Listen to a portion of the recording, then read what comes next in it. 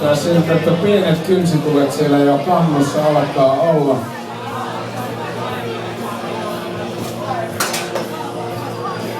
No niin.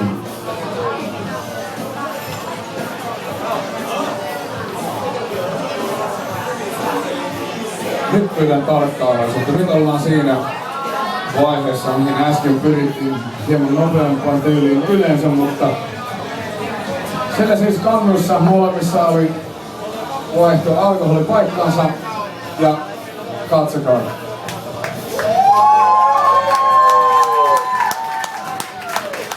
Eihän tästä voi olla kuin tykkäämättä.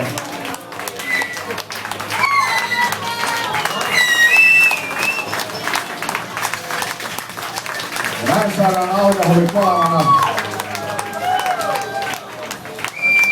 palavana tonne lasiin asti. Se on valuu tuosta tyylikkästi pulloa ja lasinvartta pitkin.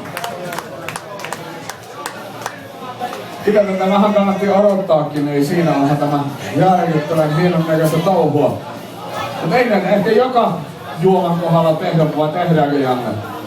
Ei jotain juomakaan. Oletko tyytyväinen lopputulokseen ja suoritukseen?